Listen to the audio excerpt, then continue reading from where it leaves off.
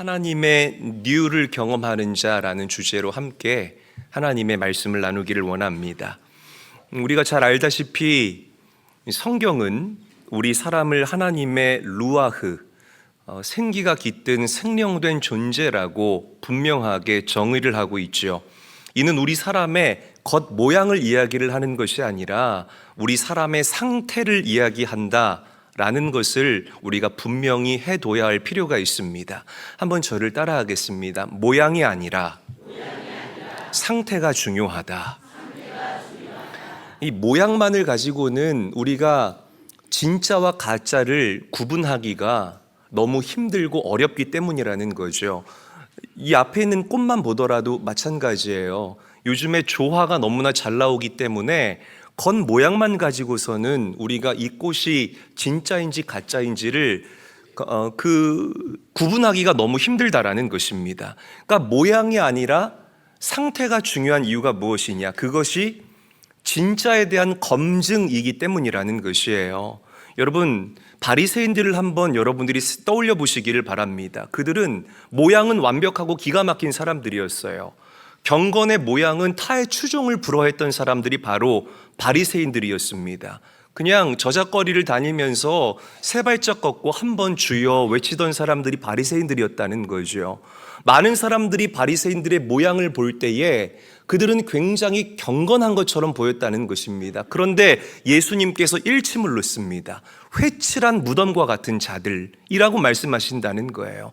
그들의 상태가 썩어 있었다는 겁니다. 그들의 내면의 상태가 온전하지 못했다라는 것을 예수님께서 꼬집어서 말씀하셨다는 거죠.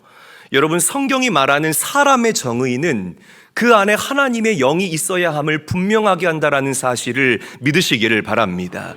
모양만 사람의 모양하고 있다고 다 사람이 아니라는 거예요. 이런 말씀을 인본주의자들은 너무나 싫어할 것입니다. 목사님, 다 똑같은 사람이지 무슨 말씀입니까? 휴머니티, 인권 하면서 우리 사람의 윤리적인, 도덕적인, 그리고 사람의 가치를 앞세우는 그런 인본주의자들은 이런 말씀을 싫어해요. 그러나 성경이 말하는 우리 사람의 정의는 분명합니다. 죄악된 껍데기만을 입고 있는 사람이 사람이 아니라 이 안에 하나님의 생기, 하나님의 영, 성령으로 충만한 사람을 하나님께서는 기뻐하시고 그 사람을 진짜 완전한 사람이라고 성경은 이야기한다는 것입니다. 믿으시기를 바랍니다. 여러분, 우리가 하나님의 영으로 충만할 때에 우리는 이 땅을 넉넉히 살아갈 수 있음을 믿으시기를 바라요. 그리고 하나님의 영으로 충만한 그 사람이 무슨 일을 하든지 간에 하나님을 인지하고 인식하면서 하나님을 기쁘시게 하는 쪽을 선택하며 살아가는 참 믿음의 사람이라는 사실을 잊지 말고 기억하게 되시기를 바랍니다. 좋은 액티비티가 하나 있는데요. 이게 뭐게요? 어렵나요, 이것도? 장갑이잖아요. 장갑 똑같잖아요. 모양은 장갑이잖아요, 그죠? 그런데 별걸 다 하네요. 자, 하나는 손이 들어갔습니다, 그죠? 이거는 손이 안 들어갔잖아요. 손이 들어가도 모양은 장갑이고 손이 들어가지 않아도 모양은 장갑이라는 거예요. 그런데 이 안에 손이 들어가지 않은 장갑은 아무것도 할 수가 없습니다. 그렇죠? 아무것도 할 수 없어요. 그런데 이 장갑은 이 안에 손이 들어가 있기 때문에 뭐든지 할 수 있습니다. 머리를 만질 수도 있고 코도 만질 수도 있고 옷깃을 제대로 할 수도 있고 단추를 풀렀다가 잠그는 건 좀 어렵네요. 단추를 풀렀다가 잠글 수도 있다라는 거예요. 왜냐하면 손이 들어간 장갑이기 때문이라는 것이에요. 모양은 장갑으로 똑같지만 이 두 장갑의 상태는 다르다는 것입니다. 제가 여러분들에게 말씀드리는 게 바로 이거예요. 우리 사람의 껍데기만 사람이라고 다 똑같은 사람이 아니라 여러분들 안에 성령 하나님이 내주하시고 여러분들은 내 안에 내주하시는 그 성령 하나님과 교통할 수 있는 사람들이 되어야 한다는 것입니다. 할렐루야. 그래서 성경을 보게 되면 하나님께서 분명하게 말씀하시잖아요. 나 여호와는 사람의 외모를 보는 것이 아니라 사람의 어디를 본다고요? 중심을 보신다. 여러분들의 상태를 보신다는 거예요.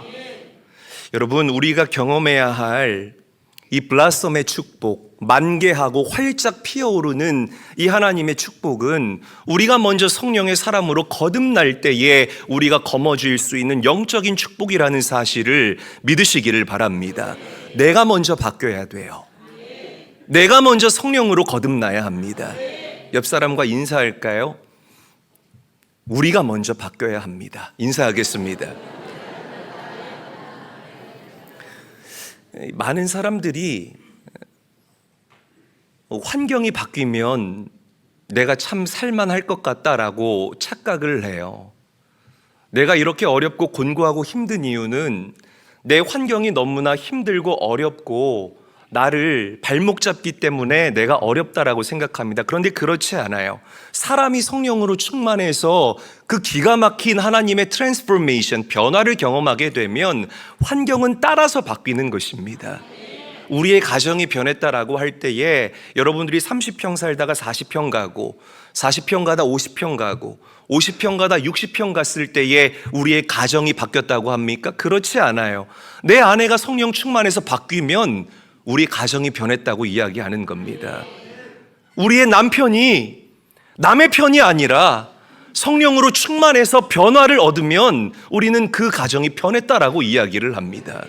우리의 자녀들이 변하면 우리는 우리의 가정이 변했다라고 이야기를 한다라는 거예요. 자꾸만 사람들은 기술을 통해서 이 환경이 바뀌면 우리가 평안할 줄 착각한다라는 거죠. 정치가 이 세상을 바꿀 줄 안다라고 생각합니다. 경험해 보셨잖아요. 정치가 여러분들을 살맛나게 하던가요? 그렇지 않다라는 겁니다. 여러분, 사람이 바뀌지 않는 한 환경은 절대로 바뀔 수 없다라는 것. 이것이 성경이 저와 여러분들에게 이야기하고 있는 진리 중의 진리라는 사실을 명심할 수 있어야 합니다. 성령 충만하십시오. 결핍의 상태에 머물지 마시고 정말 빈틈없이, 빈 공간 없이 성령으로 여러분들의 속사람을 가득 채워나갈 수 있게 되시기를 주의 이름으로 간절히 축원합니다. 그럴 때 우리가 진정한 변화를 경험할 수 있다는 것. 여러분, 죄로 인해서 빈 껍데기와 같았던 우리를 구원하시기 위해서 예수님이 이 땅에 오신 것입니다. 누구든지 그 십자가에서 죽으시고 부활하신 예수 그리스도를 믿기만 하면, 내 인생의 구원자로 영접하기만 하면 그 사람은 더는 빈 껍데기의 인생이 아니라 하나님께서 우리에게 허락하신 창조의 원형을 기가 막히게 회복하는 놀라운 은혜를 누리게 될 줄로 믿으시기를 바랍니다. 예수님 만나야 됩니다. 예수님을 소유하는 인생이 되셔야 합니다. 다른 정답과 다른 대안이 없다라는 것이에요. 자, 우리 말씀 함께 한번 읽어보도록 할게요. 고린도후서 5장 17절 말씀 한 목소리로 읽겠습니다. 시작. 그런즉 누구든지 그리스도 안에 있으면 새로운 피조물이라. 이전 것은 지나갔으니 보라 새 것이 되었도다. 자, 우리 빨간 글씨만 다시 한번 읽어보도록 하죠. 시작. 새로운 피조물. 새로운 피조물, a new creation, 그리고 새 것이 되었다, new has come 이라고 성경은 이야기를 하고 있다는 것입니다. 여러분, 우리가 구원받았다는 것은 과거에 병들고 죄악된 존재였고 정말 쓴뿌리가 가득했던 나를 하나님께서 고쳐 사용하신다는 개념이 아니라 전혀 다른 born again, 새로운 존재로 하나님께서 여러분들을 거듭나게 하시고 재창조하셨다는 기가 막힌 의미를 가지고 있다는 거예요. next가 아니라 new라는 것입니다. 믿으시면 아멘 합시다. next가 아니라 new라는 거예요. 이전보다 더 나은 존재로 하나님께서 여러분들을 고치고 개조하기 위해서 여러분들에게 오신 것이 아니라 전혀 다른 새로운 나로 하나님께서 나를 이 땅에 살게 하시기 위해서 예수 그리스도를 이 땅에 보내셨다. 이게 우리가 붙잡고 우리가 믿는 복음의 진수라는 것입니다. 불순종으로 온 인류를 죄인 만들었던 그 첫 아담을 고치시고 개조하여서 완전한 아담으로 만드신 것이 아니라는 거예요. 예수님께서 십자가에서 죽으실 때에 그 죄악된 옛 아담도 함께 죽고 영원한 아담 되시는 예수님께서 우리의 완전한 아담이 되신다는 것, 우리의 구원자가 되신다는 것, 누구든지 그 영원한 아담 되시는 예수 그리스도를 붙잡기만 하면 우리는 창조의 원형을 회복하는 뉴의 존재로 이 땅을 살아갈 수 있게 된다는 것입니다. 뉴 이재일, 뉴 최진호, 뉴 이효주, 얼마나 멋있어요. 저만 멋있습니까? 여러분, 이 하나님의 뉴에 대한 개념이 여러분들에게 충만하게 임할 수 있기를 주의 이름으로 간절히 축원합니다. 사탄 마귀는요, 성경이 말하는 이 뉴의 개념을 자꾸만 왜곡하게 만들어요. 자꾸만 넥스트라는 이 키워드를 여러분들에게 던져주고 여러분들이 그 넥스트의 키워드에 잠식되게 만든다는 거죠. 그러니까 자꾸만 가져도 목마른 거예요. 왜? 내 눈앞에 넥스트가 왔다 갔다 하거든요. 어떤 목적과 목표가 정해져 있지 않으니까 자꾸만 넥스트. 그 대표적인 게 뭐죠? 진화론이라는 겁니다. 어떤 미생물이 있는데 그 넥스트가 원숭이에요. 그 넥스트가 사람 비스무리한 어떤 존재고 그 넥스트가 사람이라는 거죠.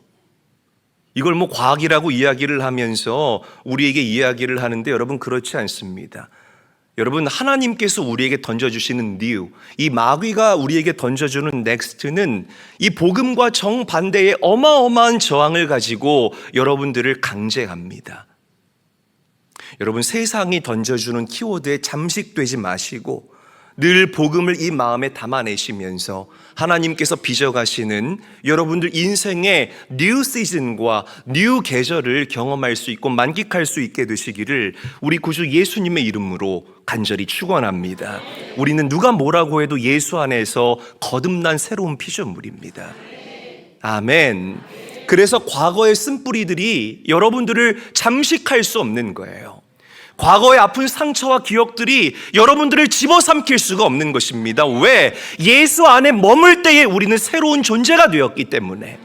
이 작금의 어려운 현실들이 여러분들을 걸어 넘어뜨릴 수가 없는 것입니다. 왜? 우리는 새로운 피조물이기 때문이라는 것이죠. 담대하시기를 바라요. 당당하시기를 주의 이름으로 간절히 축원합니다. 이 하나님의 뉴를 경험할 수 있는 우리 사랑하는 모든 교회와 성도님들이 다 될 수 있기를 주님의 이름으로 간절히 축원합니다. 우리 옆 사람 다시 한번 축복하죠. 우리는 예수 안에 새로운 피조물입니다. 인사하겠습니다.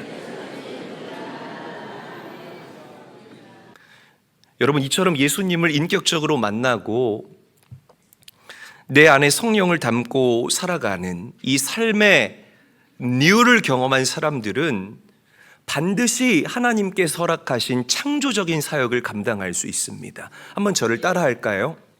창조적인 사역. 더 크게 한번 따라하죠. 창조적인 사역. 자, 우리 요한복음 14장 12절에서 13절 말씀 함께 한번 읽어보겠습니다. 시작. 내가 진실로 너희에게 이르노니 나를 믿는 자는 내가 하는 일을 그도 할 것이요 또한 그보다 큰 일도 하리니 이는 내가 아버지께로 감이라. 너희가 내 이름으로 무엇을 구하든지 내가 행하리니 이는 아버지로 하여금 아들로 말미암아 영광을 받으시게 하려 함이라. 예수님께서 말씀하시잖아요. 나를 믿는 자는, 예수를 믿는 자는 내가 하는 일뿐만 아니라 나보다 더 크고 놀라운 사역을 감당할 수 있게 될 것이다. 여러분, 예수님의 사역을 가만히 묵상해 보시기를 바랍니다. 그분의 사역은 창조적인 사역이었다라는 것을 우리가 부정할 수 없을 것이라는 거죠. 여러분, 우리가 예수를 믿으면, 그분 안에 거하게 되면 우리는 예수님처럼 하나님의 창조적인 사역을 넉넉히 감당하는 참 믿음의 사람들이 될 줄로 믿습니다. 에스겔 선지자를 한번 묵상해 볼게요. 에스겔 선지자가 하나님의 영에 감동됩니다. 뭐에 감동됐다고요? 하나님의 영에 감동됐다고요. 오늘날로 말하면 성령으로 충만했다는 거예요. 하나님의 영으로 감동됐던 이 에스겔 선지자가 환상을 보게 되는데 한 골짜기에 뼈가 가득한 겁니다. 너무나 마른 뼈들이 가득한 거예요. 여러분, 이 마른 뼈가 상징하는 것이 무엇이냐면 그 당시에 바벨론의 포로로 잡혀갔던 그 유다 백성들의 바닥을 쳤던 영성과 그들의 연약함과 나약함을 상징하는 것입니다. 자, 그런데 하나님께서 에스겔 선지자에게 회복을 대언하게 하십니다. 뭐 하게 하셨다고요? 대언하게 하셨다고요. 대언하게 하셨다고. 이게 중요한 거예요. 하나님께서 하셔도 되거든요. 근데 굳이 에스겔 선지자의 입술을 통해서 그 하나님의 회복을 뭐하게 하셨다? 큰 소리로 뭐하게 하셨다고요? 대언하게 하셨다. 대언하게 하셨다. 이게 중요한 겁니다. 자, 말씀 함께 한번 읽어볼게요. 에스겔서 37장 9절 말씀 한 목소리로 읽겠습니다. 시작. 또 내게 이르시되 인자야 너는 생기를 향하여 대언하라. 생기에게 대언하여 이르기를 주 여호와께서 이같이 말씀하시기를 생기야 사방에서부터 와서 이 죽음을 당한 자에게 불어서 살아나게 하라 하셨다 하라. 여러분 두 손을 높이 한번 들어보세요. 다 높이 한번 들어보시기를 바랍니다. 저를 따라서 선포하겠습니다. 생기야, 사방에서 와서 살아나게 하라. 더 크게 한번 선포합니다. 생기야, 사방에서 와서 살아나게 하라. 할렐루야. 대언하게 하셨다. 굳이 하나님께서 하셔도 되는 그 일을 하나님의 영으로 감동되었던 그 에스겔 선지자의 입술을 통하여서 대언하게 하셨다. 할렐루야. 생기야 사방에서 와서 살아나게 하라. 사방에서 와서 살아나게 하라.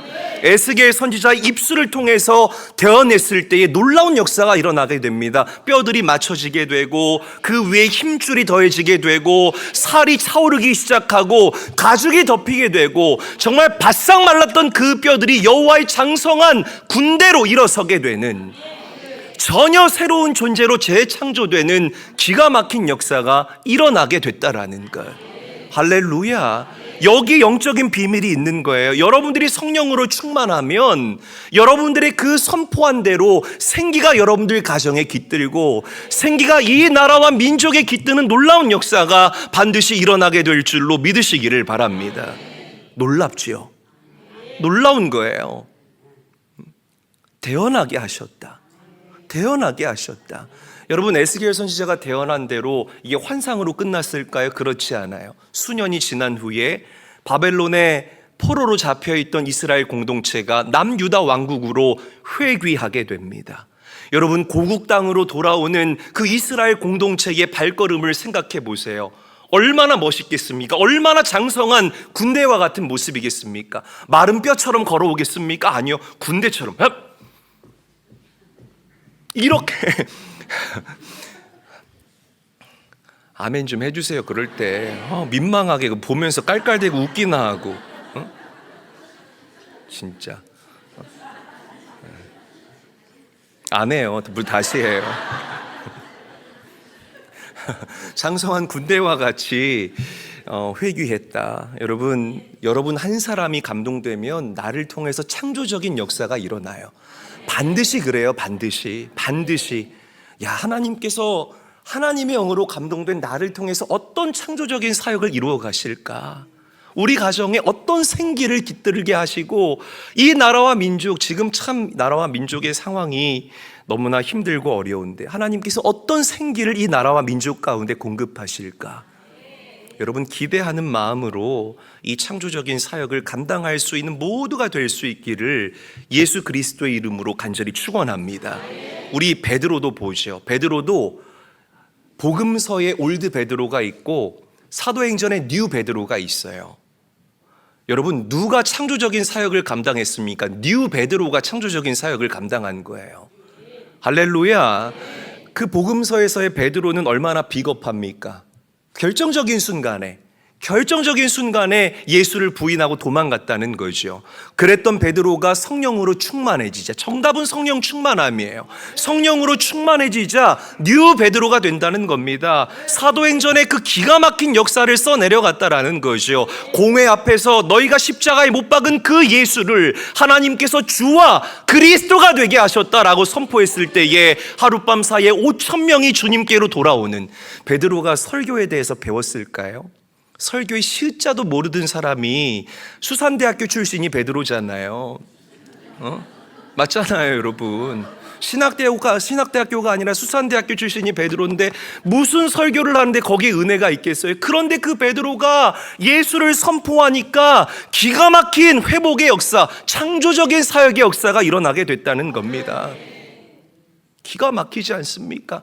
예루살렘 성전에 나면서부터 걷지 못하던 그 안진뱅이, 그에게 예수 그리스도를 나눠주게 되니까 그의 근원이 바뀌게 되는 New Creation, 그가 새로운 창조적인 존재로 바뀌게 되는 기가 막힌 하나님 크게 일이 일어나게 된 줄로 믿으시기를 바랍니다. 여러분, 하나님의 영으로 충만함을 누릴 수 있게 되시기를 바라요. 내가 하는 게 아닙니다. 성령의 권능과 능력으로 우리가 우리 인생의 모든 얽히고 설킨 실타래와 같은 꼬임들을 풀어 나아갈 수 있어야 할 줄로 믿으시기를 바랍니다. 우리가 하나님의 영으로 충만하면 우리는 이전보다 조금 더 나아진 넥스트의 개념이 아니라 New Creation, 새로운 피조물로 이 땅을 살아가게 될 줄 믿으시기를 바랍니다.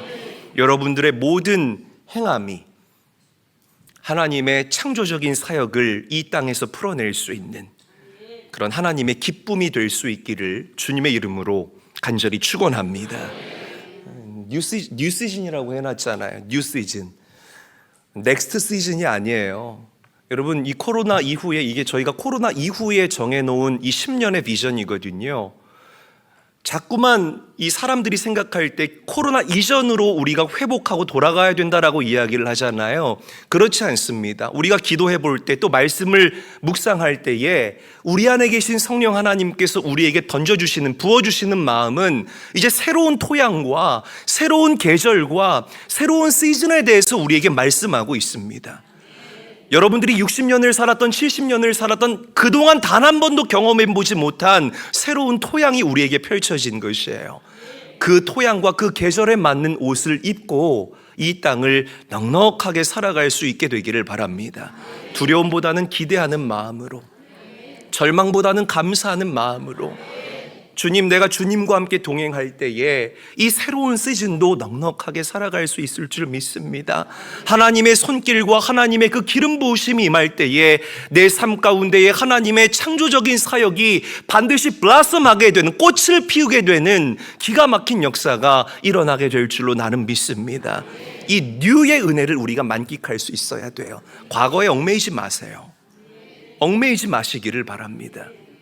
하나님이 허락하신 새로움을 누릴 수 있는 그 삶의 확신과 여유가 여러분들에게 넘치도록 깃들 수 있게 되시기를 바랍니다. 말씀을 정리하죠. 이 모든 일의 중심에는 성령님이 계셔야 합니다. 할렐루야.